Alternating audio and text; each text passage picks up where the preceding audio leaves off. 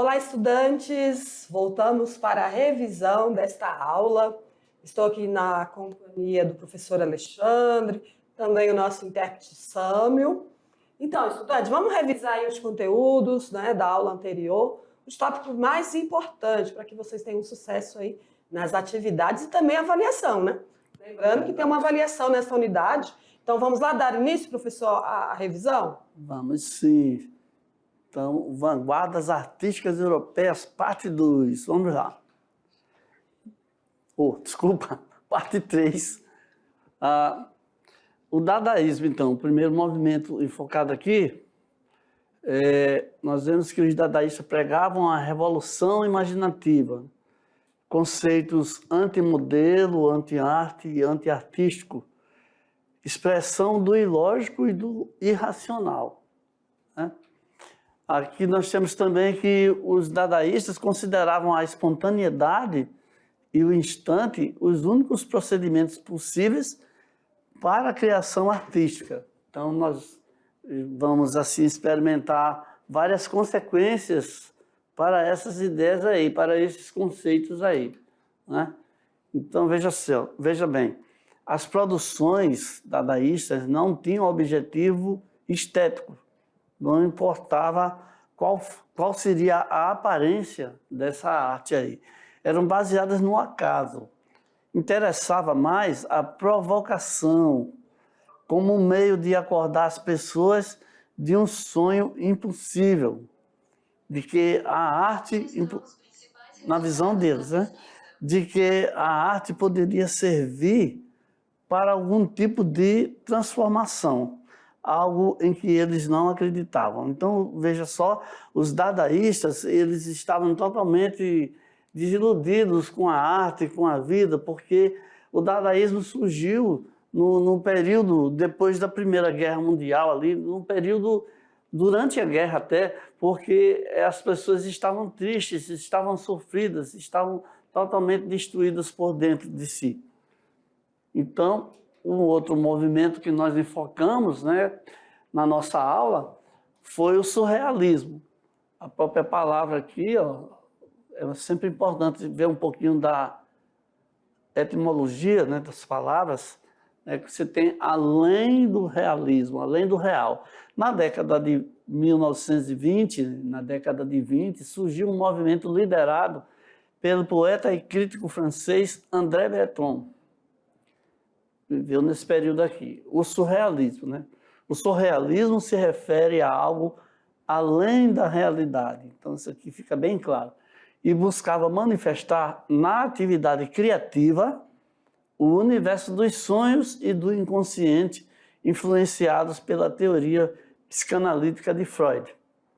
Então, Freud começou esses trabalhos aí de psicanálise, de interpretação dos sonhos, e através desse pensamento aí, influenciou o pensamento em geral, a cultura vigente, né? A atitude vigente, né, do momento. Tudo ficou subtendido pela teoria psicanalítica de Freud.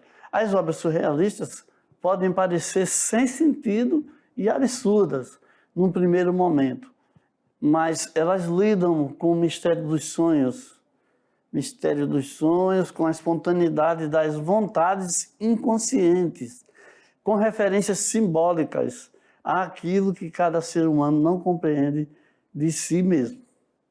Então, tá aí a nossa revisão, né? Foram esses dois movimentos que nós trabalhamos na nossa aula, e agora nós vamos... em instantes, vamos para as nossas atividades, as nossas questões. Vamos ver como você consegue se sair, né, com o que nós vamos propor sobre os movimentos estudados.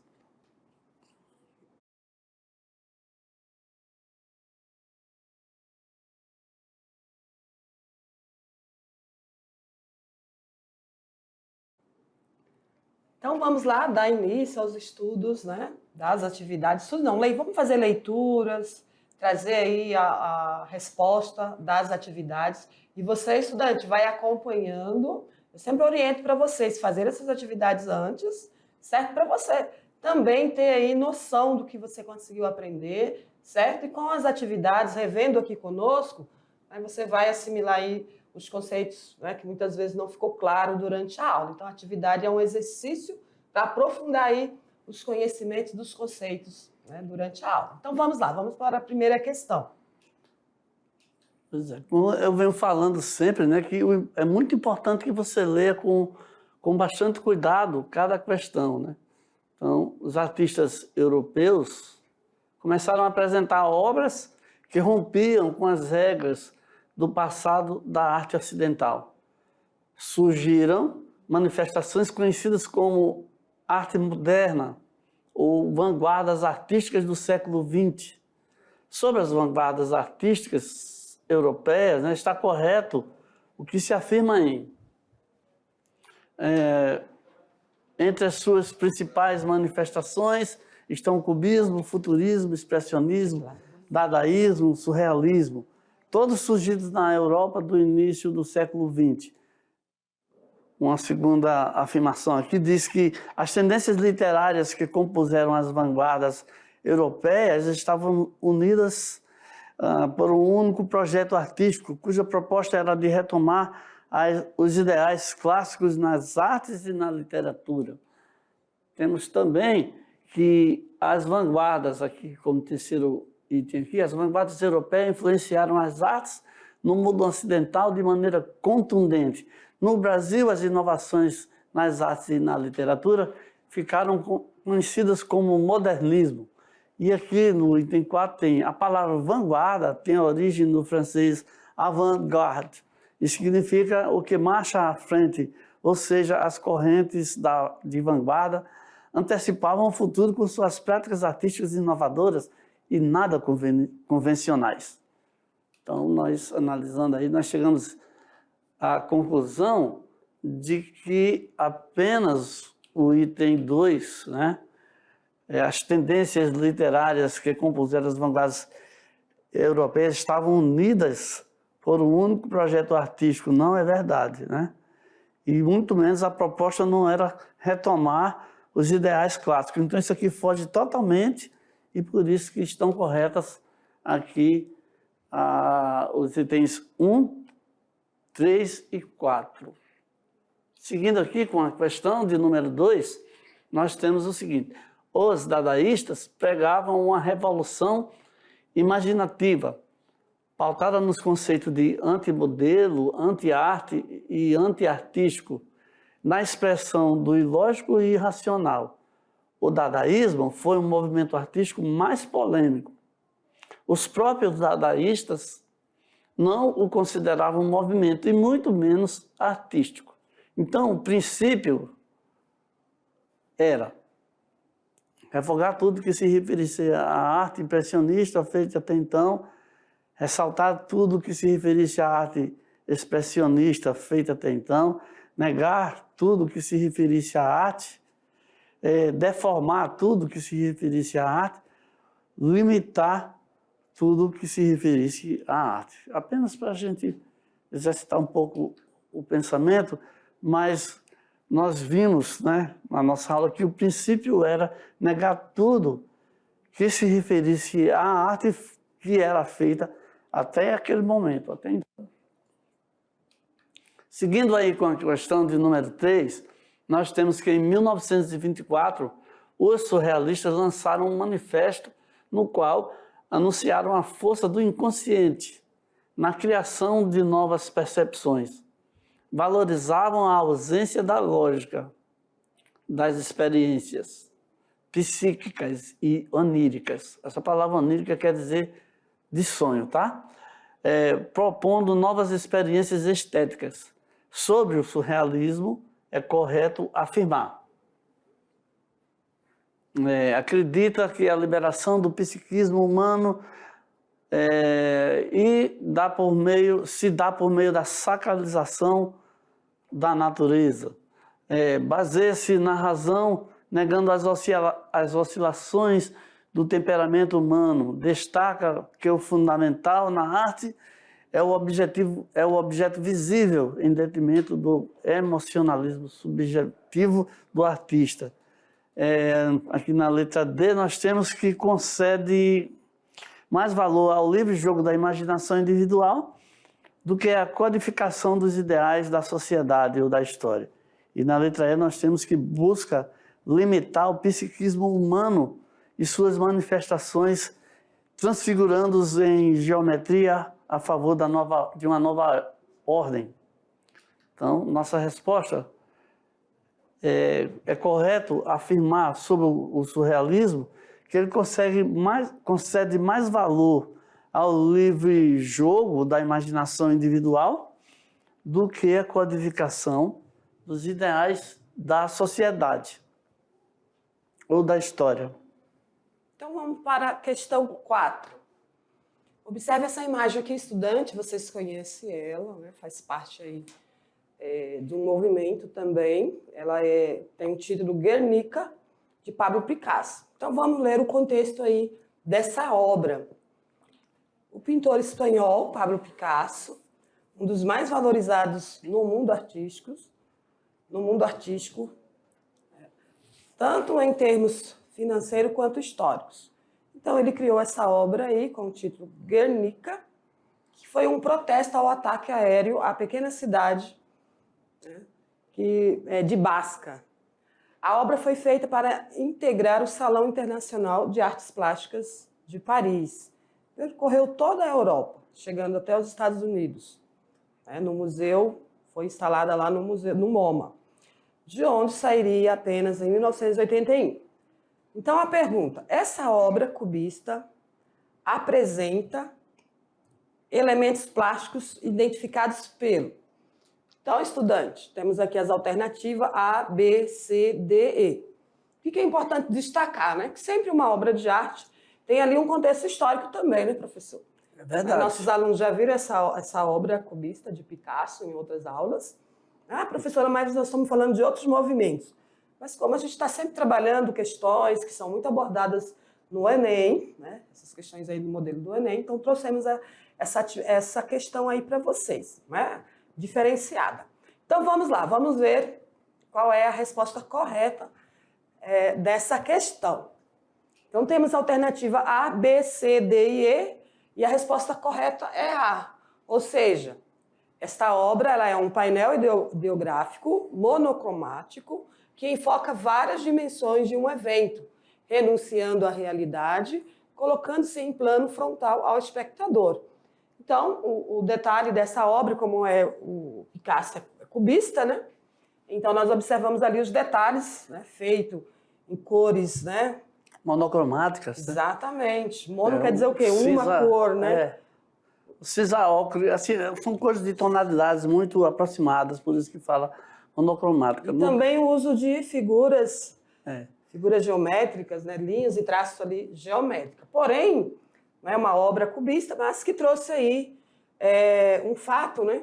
Um fato que realmente ocorreu na história, que foi a guerra aí em Guernica. Então, estudante, vamos para a próxima questão. Então, essa foi uma questão importante, porque trouxe uma obra aí interessante aí desse movimento. Vamos para a próxima questão. Uma questão no modelo do Enem. Então, sempre vamos trabalhar questões do Enem. Então, geralmente, como eu sempre falo para vocês, não? Nas provas anteriores não caiu uma questão do tema que nós estamos trabalhando, mas aí nós trazemos, mesmo que seja uma questão bem antiga, essa de 2017, para que vocês sempre estejam aí assimilando, né? Observando essas questões aí nesse modelo. Então, nós temos o texto 1, que é essa imagem aqui, ficou fora aqui do slide, né, da mesma foco da imagem, e o texto 2. Vamos fazer a leitura aqui. Ao ser questionado sobre o seu processo de criação, né, Marcel Duchamp afirmou: isso dependia do objeto. Em geral, era preciso tomar cuidado com o seu look. É muito difícil escolher um objeto, porque depois de 15 dias você começa a gostar dele ou detestá-lo. Nós observamos na primeira imagem aqui que é uma roda de bicicleta, né? Está sendo aqui exposta aqui com o artista. Então, ele diz que é preciso chegar a qualquer coisa com uma indiferença, tal que você não tenha nenhuma emoção estética. A escolha do ready-made é sempre baseada na indiferença visual e, ao mesmo tempo, numa ausência total de bom ou mau gosto. Então, nós temos dois textos. Um é a imagem, com o artista aqui do lado, e o texto aí com as falas do artista falando sobre esse movimento aí, ready-made, né? Seguindo aqui, então vamos à pergunta. Relacionando o texto e a imagem da obra, entende-se que o artista, ao criar o ready-made, inaugurou um modelo de fazer arte que consiste em... Aí vamos à resposta. A, B, C, D ou E. Letra D. Criticar os princípios que determinam o que é uma obra de arte, como foi muito comentado durante a aula, né, sobre esses movimentos, que o objetivo não era o objeto em si, né? Ou a apreciação estética, mas sim o que o objeto representa, quais conceitos poderíamos adquirir, né, levantar, refletir sobre aquela exposição. Vamos para a próxima questão. A nossa questão aí discursiva, né? Onde você vai refletir, né? Onde você vai dar a sua opinião pessoal, né? Não só você, obviamente, você vai embasar sobre aquilo que nós vemos estudando, lógico, né? Mas você também tem o seu olhar, né? Você veja que o próprio Marcelo estava falando ainda há pouco ali, que estava colocando ali no texto ali, que ele passava um certo tempo observando o objeto que ele queria trabalhar como objeto artístico, né? Para poder trazer uma aparição dele, para poder fazer dele uma discussão, provocar através dele uma nova discussão, uma nova leitura de conceito, um novo conceito sobre aquele objeto de arte. Então, no caso da nossa questão de número 6, vamos entender aqui melhor que a sua opinião sobre a arte dadaísta e também sobre a arte surrealista. Temos os dois movimentos estudados, né? E aí você vai escolher um dos dois para poder fazer o seu comentário. Exatamente. Você vai se colocar no lugar do artista de um desses movimentos, né? Qual você escolheria e por quê, né, professor? Isso. Eu, por exemplo, eu seria um artista cubista. Eu seria uma artista cubista, porque é muito fácil fazer obras com desenhos geométricos, né, com linhas e formas ali diferentes, depois fazer ali a mistura de cores e tal. Acho que seria uma ótima artista cubista, né? Pois é, mas... Seria tão famosa como Picasso, mas... Mas você veja que o Picasso ele colocou um dado a mais, ele colocou sua opinião sobre um fato realmente revoltante e triste, que foi o bombardeio daquela pequena cidade ali, Guernica, né? Onde ele procura mostrar, mesmo através de objetos, de pessoas... né? Abstratos, porque são isso, formas e desenhos abstratos. Isso. Mesmo ele conseguiu expressar a dor e a selvageria do que acontecia, as pessoas despedaçadas, né? Então você também vai fazer a sua leitura nesse seu discurso, você vai apresentar a sua argumentação diante daquela obra, daquele estilo. Daqueles dois movimentos, dadaísta ou surrealista, né? Qual desses você escolheria e por quê? E o que você poderia desenvolver como artista aí de um desses movimentos? Vamos ver qual a resposta que o senhor trouxe ali, o padrão de resposta? Eu trouxe um padrão de resposta aí, é uma opinião, né? Assim, mas você pode se basear e ter a sua própria resposta, né? Você pode... sobre as ideias que nós veiculamos aí quando falamos dos dois movimentos. A arte dadaísta e também a arte surrealista, você tem que colocar a sua questão pessoal, né? Porque você deve salientar que a arte procurava negar, a arte dadaísta negava a qualidade, enquanto o surrealista ia além do óbvio, né?